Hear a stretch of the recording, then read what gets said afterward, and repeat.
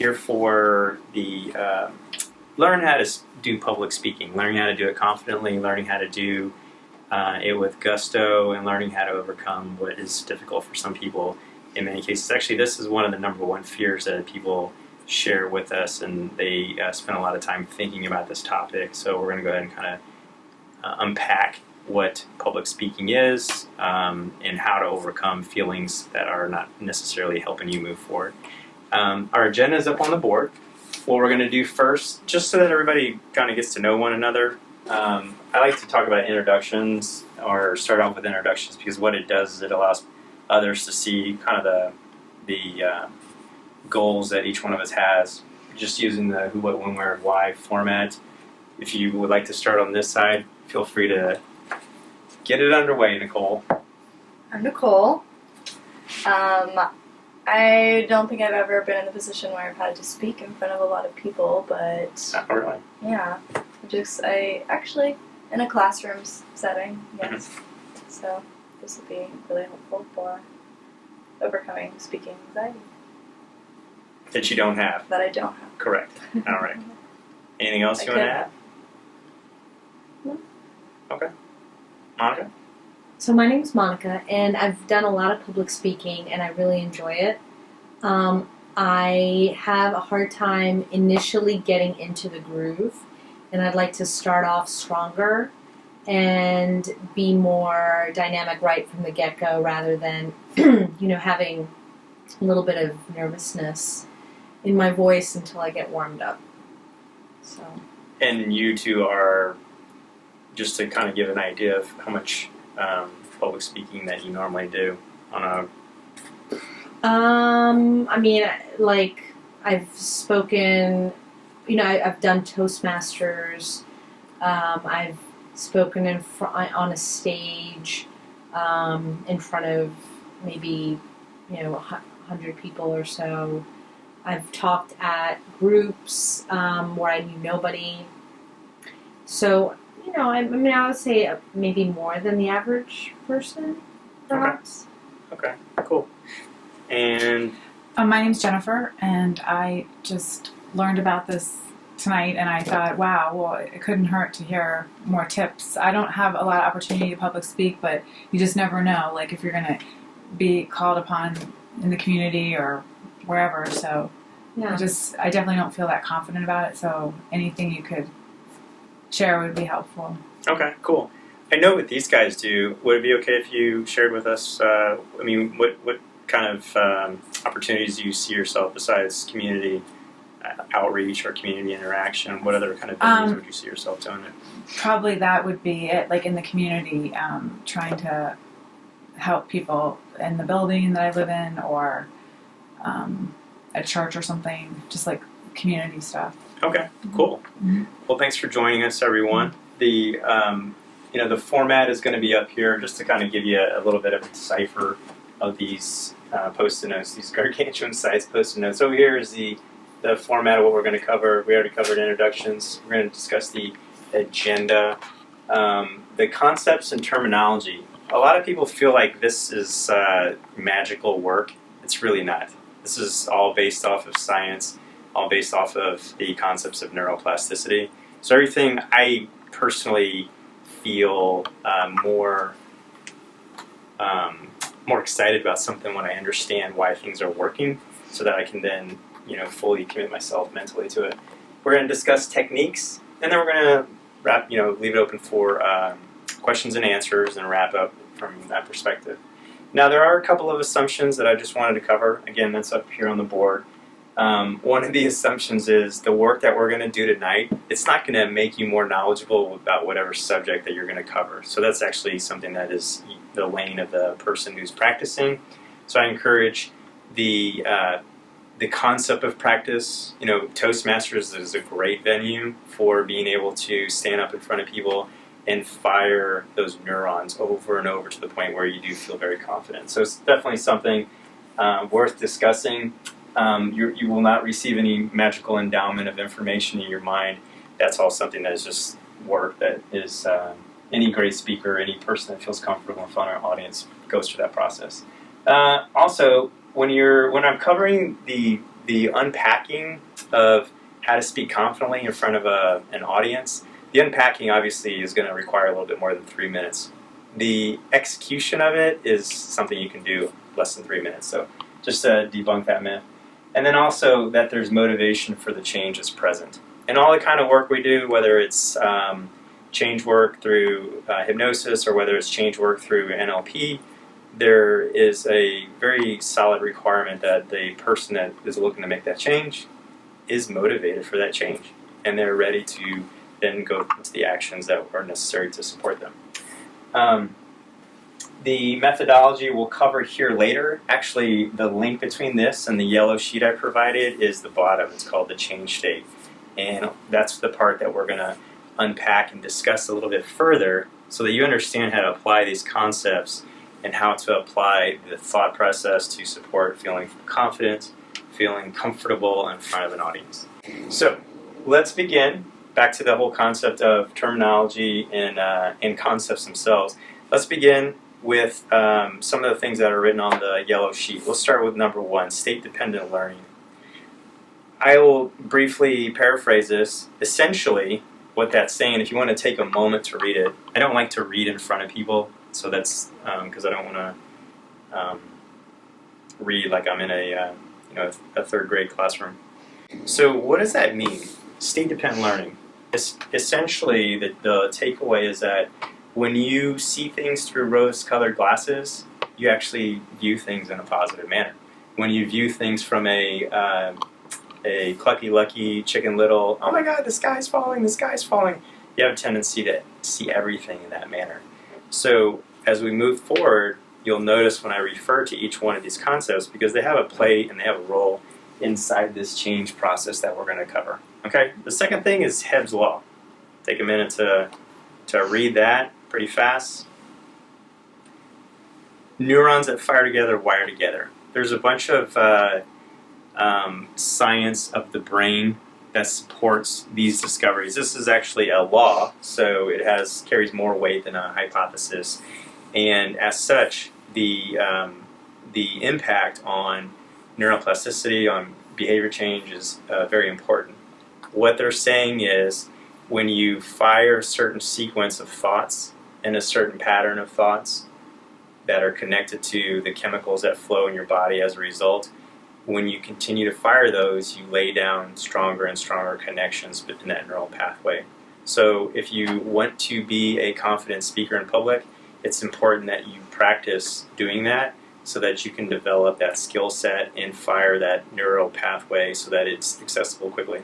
The best analogy, it's same thing as exercise. If you want to become a better skier or a better race car driver or a better hiker or a better rock climber, it's important to continue to do that skill because you're firing those neurons together. Number 3, long-term potentiation. Take a minute to read that. Now, how does that play into what we're going to talk about? Neural networks that fire at the same time become more sensitive to each other. So what we're discussing here is the challenge that a person faces when they're in a public setting. And the challenge is, typically, it normally manifests itself in this manner. I'm getting ready for a speech or a presentation or something like that, and then I find myself having these thoughts that are really not helping me, right? They're starting to get into my loop. So what the aim is, and what long-term potentiation centers on, is being able to associate your mind when you're in that state to a different resource.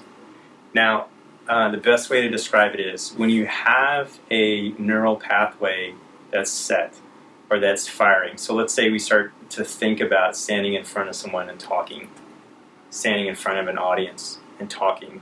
What typically happens is people begin to get a little tense. And what's happening is your neural pathways are now firing. They're lighting up. And the signals, the Las Vegas signals are flashing. There's neon lights going to it. That is the ripe opportunity now to associate a different response. So once that neural pathway becomes alive, it's essentially come out of like a free state. It's open, and it's ready to be shifted to a different location. The potentiation between a good, positive resource state, in this instance confidence, is now in a position where you can swap it out or move it over. So that's what that term means, long-term potentiation. A lot of people are like, oh, what is that? Number 4, emotions as a mind-body phenomena. Take a minute to read that. This is one that is absolutely fascinating. And I think that just the sheer knowledge of knowing this will provide you with a new level of confidence that you probably were not equipped with. And at the end, the summary is really, the chemical washes. If I could kind of cycle how the body responds, how you think and the words that you say to yourself, the story you tell yourself, they actually generate a rush of chemicals. That's what we're referring to here at the bottom, the chemical washes. These washes, and let me create this scenario first. Let's say you have a thought that's not helping you feel better, it's not helping you feel confident in your moment in front of people. So if you continue to think that, if you continue to fire that neural pathway, you're going to reset those washes over and over. So it's basically being in a loop. What is helpful for those that are interested in reacting differently and reacting in a more positive manner is identifying that, in general speak, about 90 seconds is how long they last. If you can do something to help yourself make or move past the 90-second mark, then you can avoid that chemical response that's then reinforcing that behavior. So the thoughts, the words you tell yourself generate chemicals, and once you get in that loop, that's when now you begin to get tense, you begin to have sweaty palms, you begin to have all these other things. So 90 seconds is the key thing. Again, that's going to become something very important here in the methodology of the change state. Number 5, neural Darwinism. It's such a fancy word. And what that means is we're talking about the negative neural pathways. We're talking about the negative chatter that goes on in our minds. Now we're talking about moving that pathway to a positive resource, to a resource of confidence. So what then happens is once you begin that process and you begin to fire that neural pathway, that new one that supports you feeling confident in front of a group of people, what ends up happening is the old one now atrophies. It disappears. It eventually just fades away. So, number 6, last one, the quantum Zeno effect. And I'll give you an example of how this comes into play after we talk about it a little bit. The more particles observed, the less it changes. There's a famous quote that I heard somebody share with me the other day, a client, and essentially was, the observed plant does not grow. So when you're standing there looking at the plant, hoping that you're going to see its progress and its movement, it just doesn't do anything. The same way when you're watching paint on the wall dry, you just can't tell that it's dry or whether it's still wet. How does that apply to us as people in a public speaking environment? Again, bringing it back to the subject at hand. Well, when someone begins this negative chatter, if they continue in that negative chatter, they're going to stay in that negative chatter. They're going to continue to move in that negative chatter, and they're not going to be able to break themselves free. What happens is, and how we as behavior change experts help people move out of that, is once they get into that associated state of feeling fearful, feeling tense, they are now in a destabilized position if we begin to then change their direction. If we begin to say, hey, what about this? Almost like hey, what was that, a chicken that just crossed the road? Now your attention's over at the chicken, figuratively, and you're not focused on what's happening there, all this other stuff. So it's a really interesting concept. The quantum zero effect is actually a physics concept that's been applied to neuroplasticity. So looking back at all these, let's just kind of go around the room and talk about an example that you may have seen in your own life, just to reinforce what we've learned now. State-dependent learning. Nicole, would you like to start off? This is the one that's the rose-colored glasses. Can you think of a time or a person whom you've run into where this became a reality for them? I'd have to think about it a little more, and not in recent memory that I can think of. I have something. Go ahead. So when I hadn't put on a flight suit in like 5 years or something, Mm-hmm. and then last summer when I went to my first air show Mm-hmm. as a performer, not not a military performer. Okay. And I had that flight suit on. It put me in a state of mind that I hadn't accessed in 5 years. Yeah. And all these memories of flying and all these memories of certain people kept flooding back. Is that kind of... That is a perfect example, actually. And yeah, it was Very like I could perfect smell, example. I could feel like the hydraulic fluid in my flight suit, and I could kind of the smell and the greasiness of being under the plane. And, Exactly. and it was like, oh my God, there's so much deja vu here. I don't even know, I don't even know who I am right now because I'm like in a totally different state than my normal, normal everyday like civilian state. Yeah. That's a absolutely phenomenal example. Absolutely phenomenal. Now that I think about it. Yeah, go ahead. So I played guitar my entire childhood, from Mhm. when I was in 4th grade to high school. And for maybe 6 years, I haven't touched the guitar, thought about the guitar, nothing. Until recently, I just started taking guitar lessons again after all this time, and I thought that I would be so horrible because I'd forgotten how to read music, I'd forgotten everything, until I had the guitar in my hands, and I was able to play the songs that I learned when I was in 4th grade Mm-hmm. that I hadn't thought about or practiced in so many years.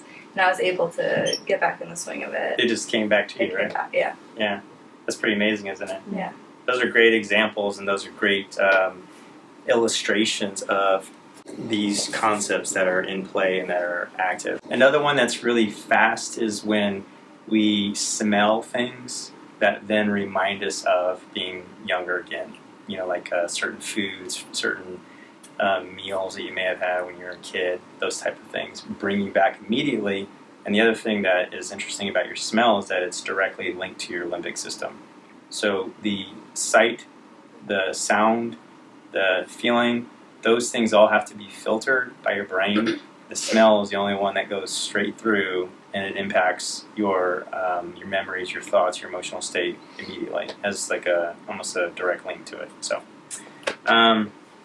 Hebb's law: neurons that fire together wire together. Can anyone think, or does anyone have an example where that's been something that? And it doesn't have to be negative. It could be something positive, like you just kept telling yourself over and over, "I will be successful," I am successful rather. I am wealthy. I am abundant. My life is abundant. Or if it's something negative. It's like the little trait that could, or whatever. I think I can. I think I think I can. I think I can. can. I think I can. I think I can. So when have we had an I think I can moment? Yeah. That's perfect. I don't want to hog the stage. No, please. And it's actually that's a great thing to if it's okay if I refine it. Yeah. When you're working on behavior change is much more powerful when the phrasing is in the present. That you are in it at that moment. I am confident. I know I can, or I am doing it. Notice how that's much different than I think I can. Because thinking is, it kind of gives you an out. Mm-hmm. Gives you a little bit of a, well, if it doesn't work, then I can kind of get away with it later, coming back to it. So, neural networks that fire at the same time become more sensitive to each other, long-term potentiation.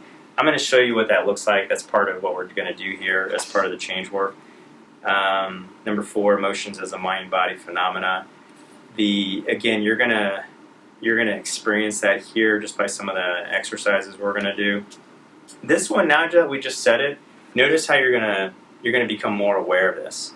You're gonna become more aware, and part of this process is just an elevated state of awareness, an elevated state of self-awareness where you're asking yourself, what am I feeling? Why am I feeling this? And then moving yourself more towards the resource state that you want.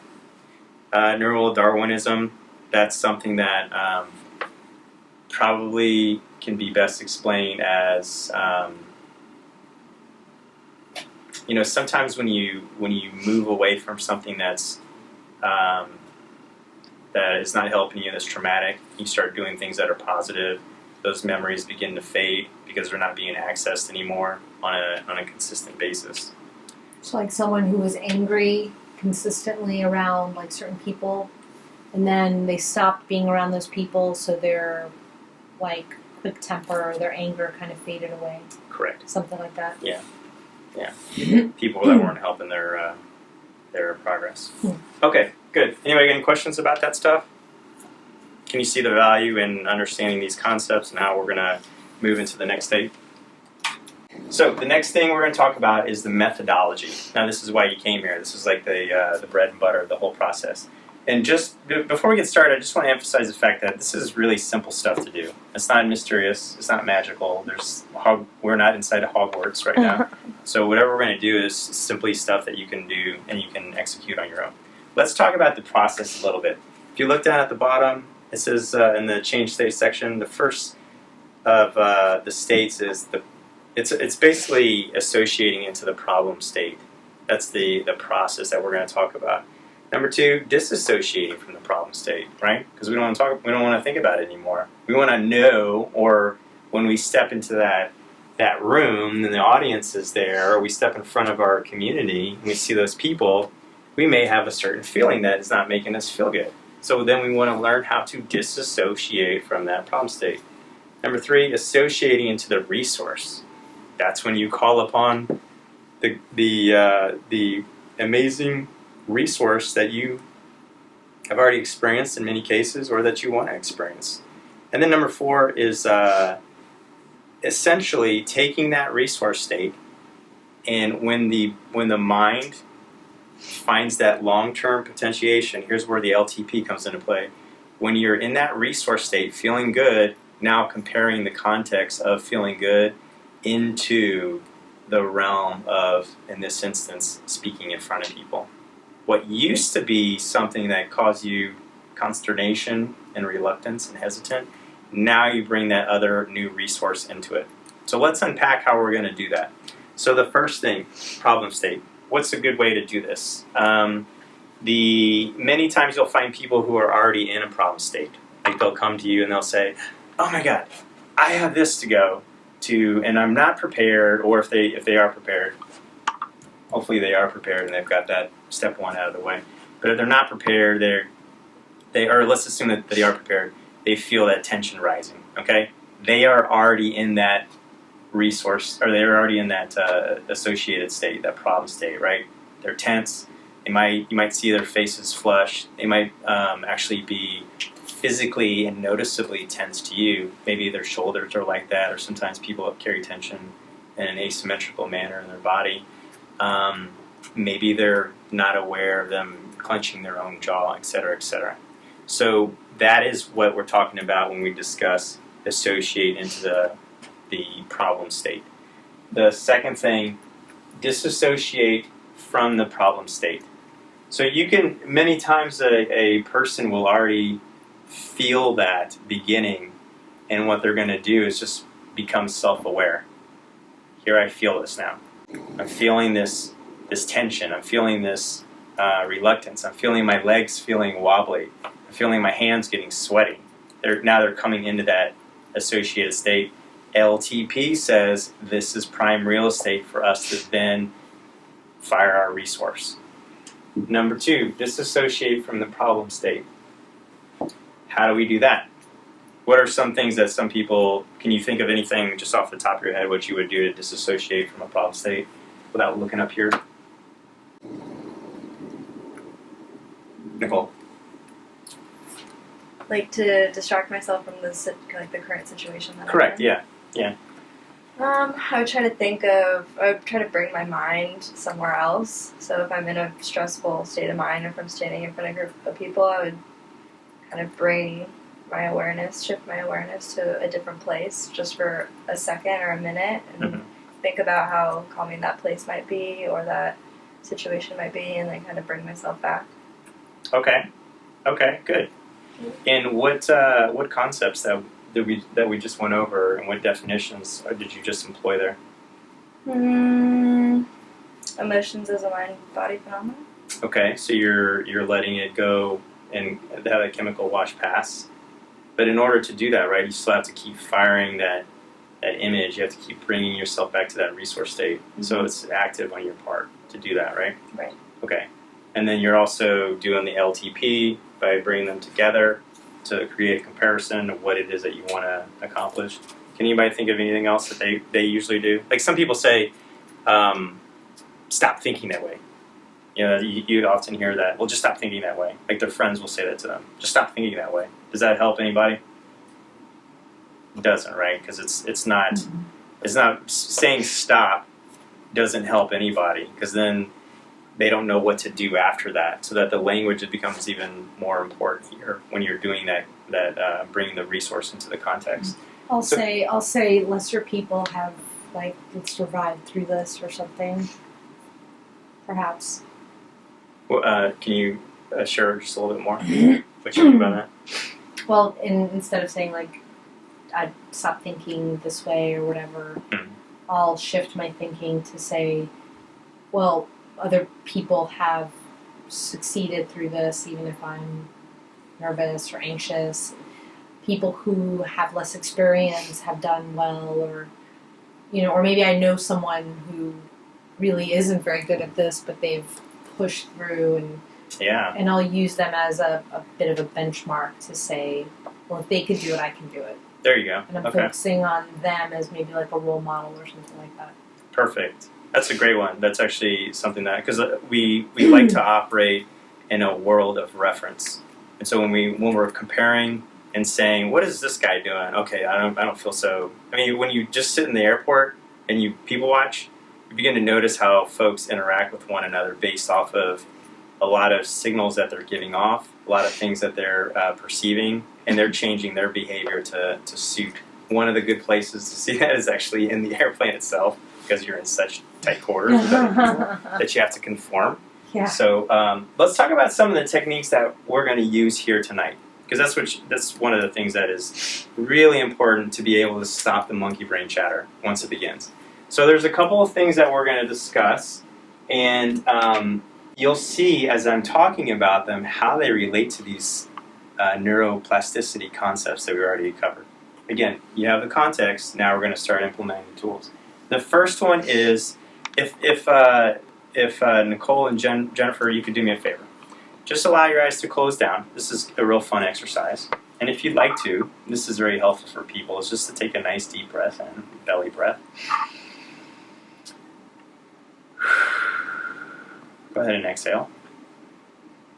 And I'd like for you to say to yourself or think about something negative that's happened. Maybe it's a negative thought about something that's happened in the past, or maybe it could be many years ago. It could be something that's happened recently, or it could be something that's happened or it's going to happen, or that you're afraid of that's going to happen, like this public speaking type of environment that we're discussing. And as you're thinking of that, I'd like for you to just recognize that you just thought of something negative. You just were able to generate that negative thought in your mind, and go ahead and thank yourself. Thank yourself for having that ability to do that. Now, what I'd like for you to do is run that thought in your mind one more time, and I'll tell you when to do it. Run that thought in your mind, but this time when it begins to enter your mind, what I'd like for you to do is say quietly inside your own mind the word cancel. So on 3, go ahead and run that negative thought. 1, 2, 3. And once it begins, say the word cancel inside your own mind. Again, keep doing it and notice how it feels when you actually say cancel to yourself. And you can be emphatic about it. It's actually fun to say it when you're thinking negative stuff. And when you're ready, go ahead and open your eyes. Did anybody notice anything about that word specifically?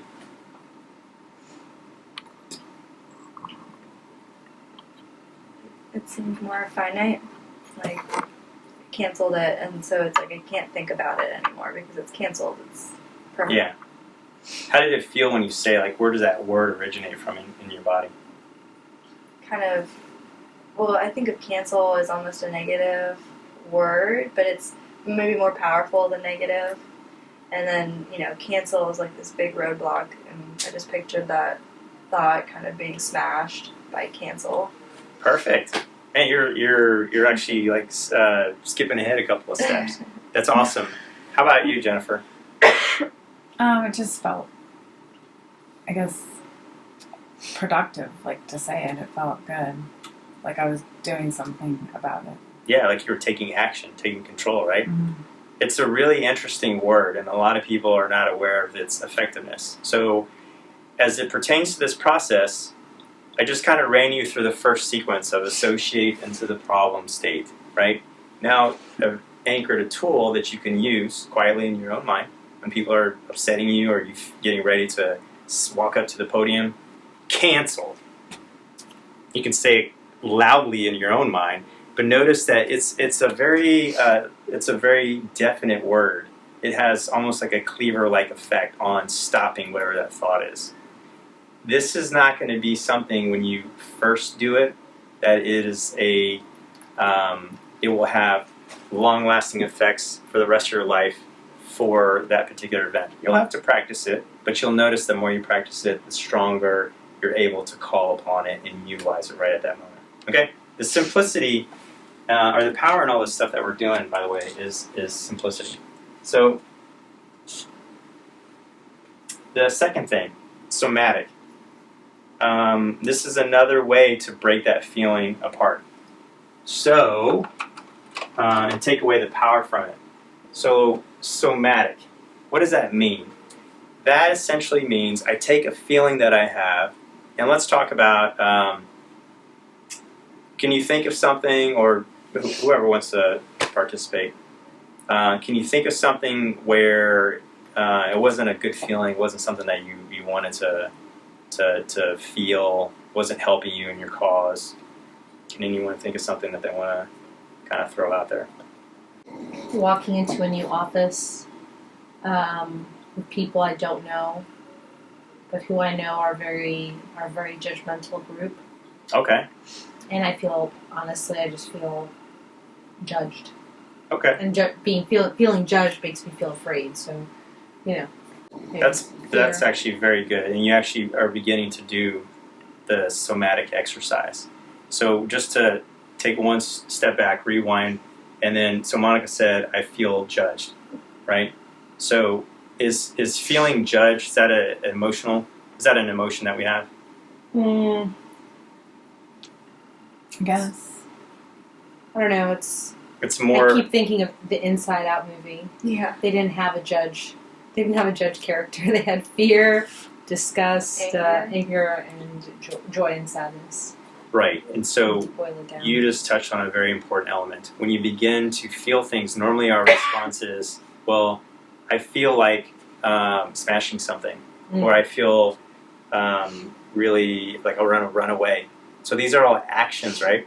They're not emotional states. Yeah. If you keep unpacking this and keep creating the somatic response and a somatic description of it, now you get down to the core. So if I were to keep asking Monica, how do you feel when you're judged? What is that feeling when you're judged? Yeah. And then eventually, I think you said it. I said it's fear. Fear of not being good enough or whatever. As you pull the onion back more and more and more, at the core is the feeling of fear. Okay? So that's really important, because now, as yourself and as you're developing your increased self-awareness, now you ask yourself, how do I feel this fear in my body? And have you ever felt any fear, Jennifer, in your entire life? Sure. Where do you normally experience fear in your body? I guess it depends where I am. If I'm outside and I'm alone, then I'm fearing for my personal safety, or I don't know.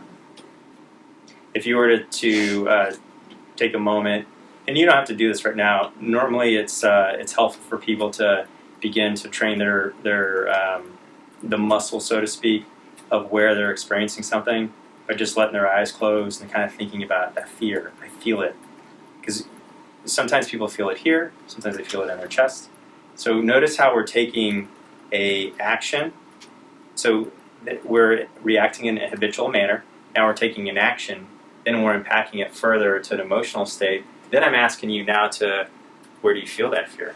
Mm-hmm. Well, you just described you feel kind of in your body.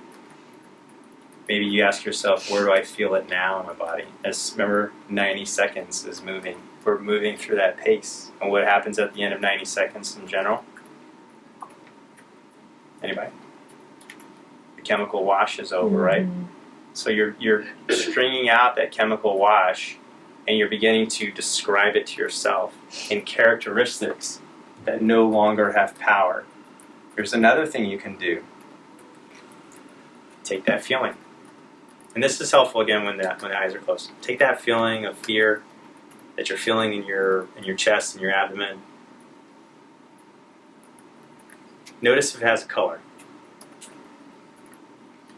What would that color be? So if you want to do this, we can run through this exercise real quick so you can kind of develop this muscle on how to do it. So if you'd like to allow your eyes to close. If you were to reconnect with that fear, what would the color be that's associated with it? It doesn't have to have a color, but let's just say it had a color. Gray. A gray color, okay. What kind of temperature would be associated with this feeling inside? If it had a temperature, it doesn't need to. I don't think it does. Okay, that's fine. Is it moving around at all, or is it something that's static?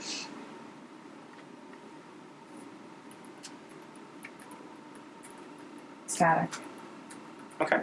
Is there any sound associated with it? Nope. Okay. What would you do right now if you took that gray feeling and you made it colorful? Maybe if you put clowns in and around it.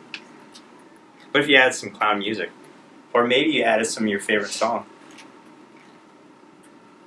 What if you added a warm feeling, like a feeling that enabled you to feel and reconnect with your favorite place, maybe a vacation spot?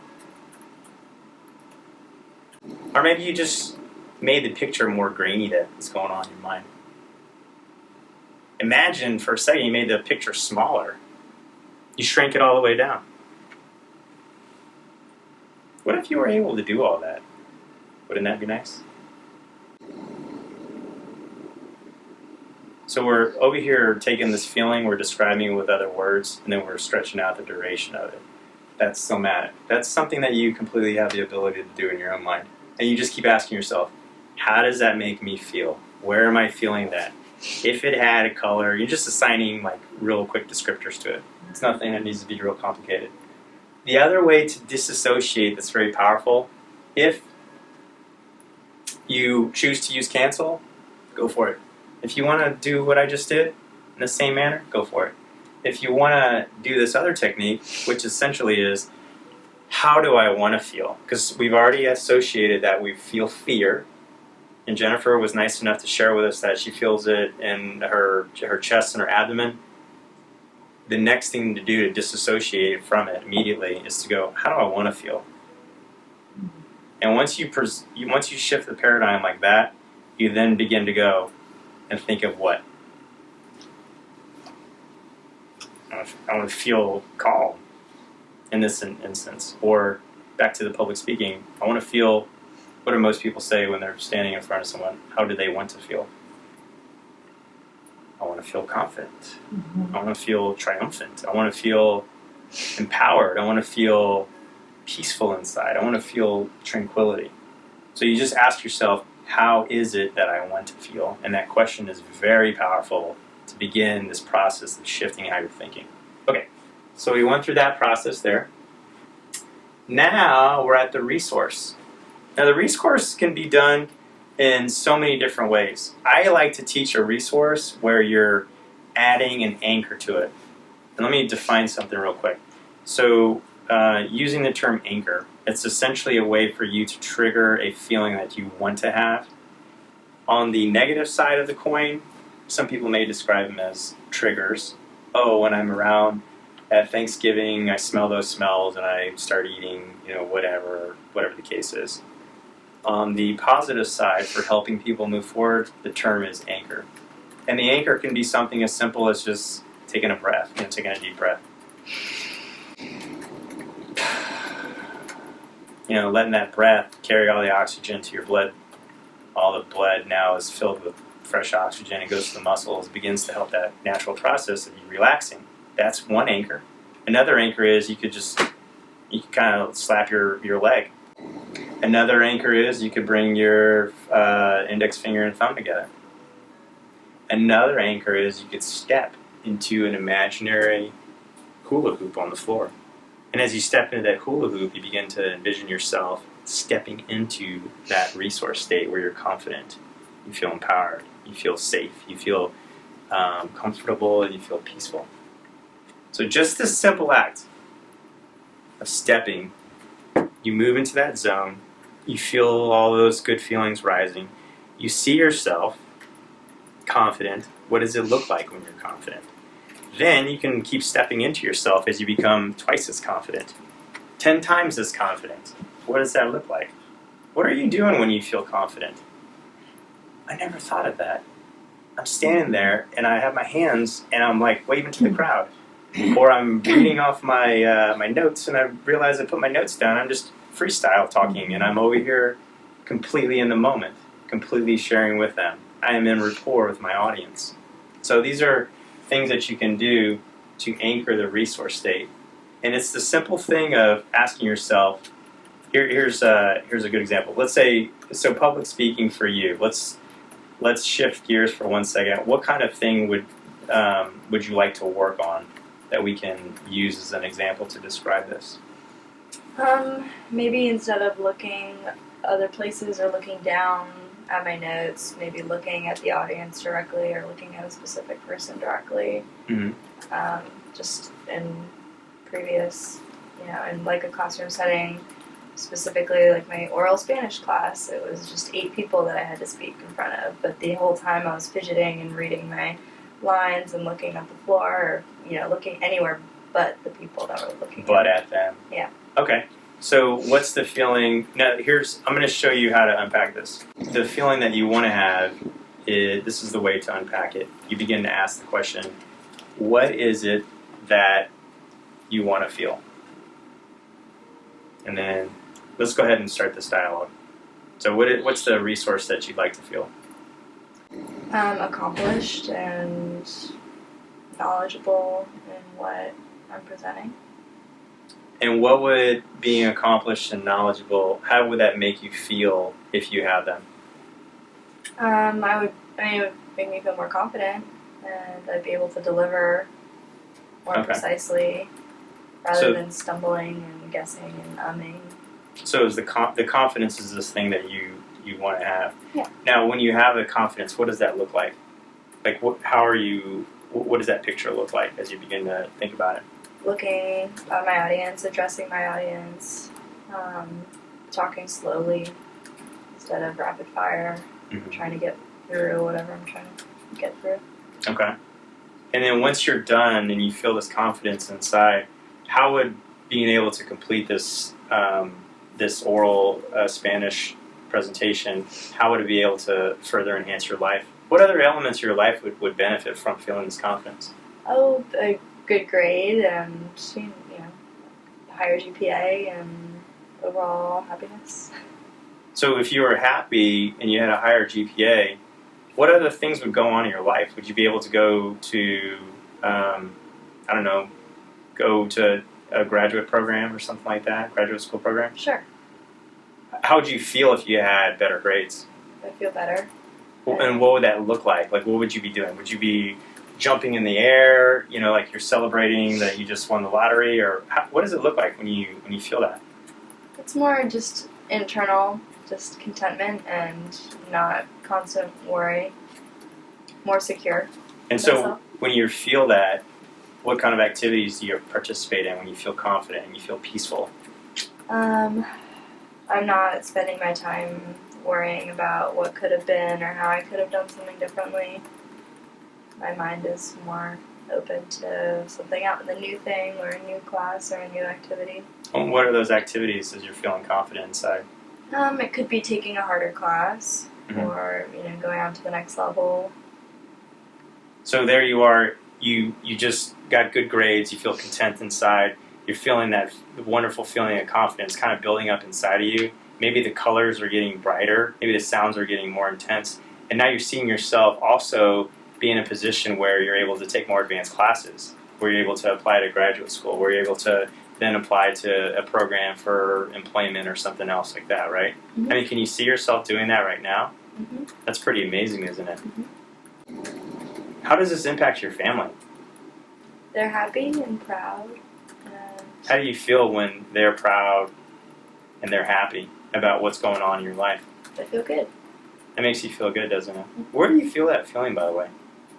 Just, I think in my stomach, just like my abdomen area is just warm and Yeah? happy. And fear, I would feel more in my heart, just like constricted. And so I feel maybe like blood flow, just Kind of like a release, warmth. Yeah. like a liberation, kind of. Is that the same place that you feel the confidence? Yeah. Isn't it It kind of interesting how that grows. works? It kind of grows from this area and comes up. Yeah. That's pretty cool, isn't it? Okay, so just for the audience, see what we did there? We just kept unpacking over and over and over and over to help you to visualize what it looks like. Because if we just say things like, "Well, I want to be more knowledgeable, more accomplished," those are actions, right? So we have to get down to the emotional state, which is the confidence inside, which then has a lot of other satellite elements, like you're peaceful, you're happy, I think is what you said. Mm-hmm. Then you started visualizing seeing your family happy. Then you started seeing yourself with more success. What was the concept that we were talking about earlier? Hebb's Law. Mm-hmm. We're firing those neurons over and over and over to the point where, were you thinking about anything negative? Mm-hmm. Exactly, right? So that's the process. Now, number 4, that brings us to number 4. Bring the resource to the concept, or to the context. And this is how you do it. You just ask yourself, so back to the feeling of confidence. I feel it inside. I feel it here growing. Let's give it a color. What would that color be if that feeling of confidence had a color? I think like a royal blue. A royal blue. Wow. What about a texture? What would that feeling of confidence be if it had a texture? Maybe smooth. A and- smooth. Yeah. A royal blue smooth feeling, huh? Yeah. That's awesome. And what about sound? Do you have any, can you make out any sound in it? Maybe like a Scottish war song. Kind of like Braveheart. Braveheart is exactly what I'm thinking. Can of. you see yourself screaming out, freedom, when you're thinking of that whole thing? Yeah. How does that make you feel? Feels good. It feels pretty cool, doesn't it? Yeah. So here you are, you have this smooth royal blue feeling. It's kind of right here in your body. It's the feeling of confidence. You see yourself on the moors, racing with a sword maybe in your hand, Yeah. in a tartan kilt, Yes. and a bunch of other people with blue paint on their faces, right? Feeling that confidence inside. Yeah. Is there any kind of temperature associated with it? It's warm, but not hot. It's just like a comfortable. Wow. A nice, warm feeling. Yeah. Not Royal too blue hot, color. Not too cold. Like 75. Excellent. So can you see how thinking now more and more about this feeling, maybe you're seeing this image, you're seeing yourself next to your friends, and you guys are all confident, you're all successful, you're all doing things that you want to do, and that confidence is manifesting itself in other ways. Can you see some other, maybe something a little bit further in the future, where having this confidence is carrying you on an enormous wave on your journey through life? What other things can you see yourself doing with this sense of confidence? I can see myself talking to other people in Spanish fluently and being able to get things done. Where are you when you're doing that? I could be in Spain or South America on some Spain. cool adventure. Yeah. Okay, we'll pick one, just for argument's sake. Say, let's go to Spain. Let's go to anywhere in Spain. España, here we are. What are you doing there? Feeling this confidence inside. Just like rapping with the Castilians. I could be helping people in a situation where, I don't know, maybe no one else speaks Spanish, and, well, we're in Spain, but maybe I'm the only person that speaks Spanish on an airplane or something going to Spain, and I can help someone in Okay. that situation. Yeah. And you sit bolt upright, you walking down the aisle, you're over there conversing with some family that doesn't know how to speak Spanish, and you're over there just going 100 miles per hour, almost like it's a novella TV show. Yeah. How does that make you feel when you're doing that? Good. Important. Like, I was able to help. That feels pretty awesome, doesn't it? And as you think about that scene, back in the school. Notice what's different now. Yeah, I'm not too worried about the little mistakes that I would make, and just knowing that I'd be able to get it done, and that would lead to the next step. Isn't that wonderful how that feels? It's something so simple, yet you just had that transformation here where you put those two together, LTP. So your plasticity of that feeling that you described in the very beginning, and then we built your resource up, unpacking it. What does that look like? What will that do for me? How will that impact my life? To the point where you're just not even thinking about anything else except how cool it's going to be when you're on the airplane going to España to hang out, to bring some kind of global awareness to that country, maybe be a very important person who does something in the international relations between these two countries. Have you ever thought of that? And there you are, now bringing those two elements together, and you can see that the more you try to think about the way you used to think, it just goes away further, doesn't it? So just to recap one more time. So what we did, you talked about your present state, that feeling that you had. This one happened to be in the past. You can do it for stuff in the future. You identified it clearly. You chose one of these three items here. You chose to either cancel, which is so powerful. In fact, I recommend that you do cancel and then add one of these other ones to it. You can say cancel, create words to describe it, and again, those words are, how does that feel in my body? Become self-aware. What is that feeling I'm having as an emotional state? Now I'm starting to attach colors, sounds, textures, temperatures, motions, whether it's something that is sharp, rough, hot, cold, doesn't matter. And then I begin to change it. And I begin to say things like, what if I made it smaller? And I'm just having that conversation. What was that one about? Hebb's Law. What was that one about? The 90-second rule. So now I'm lengthening that duration, and I'm getting away from it because I'm taking away the power from it. And now, here I am, asking myself, what if I made it smaller? What if I made that feeling smaller? What if I made that red feeling that I felt here in my chest? What if I just made it smaller? What if I had a remote control and I just changed the vertical hold on it, now it's doing this. And then the horizontal hold, and now it's doing this. And then I made it more grainy. And then I could do that. How do I want to feel? Just to further reinforce. And then I ask myself, what is it that I want to feel? Because you kind of lead in from here to that, right? I want to feel confident. Notice how we did a little bit of unpacking, a little bit of what is that feeling? Because you essentially said, I want to be, accomplished, and I want to be knowledgeable. And then we kept unpacking it. What does that mean when you're that? Well, I feel confident. That's an emotional state. Now we're here, and now we just start talking about it. What we future pace. What will my life be when I feel confident? What will it look like? How will it affect those around me? How will it affect me?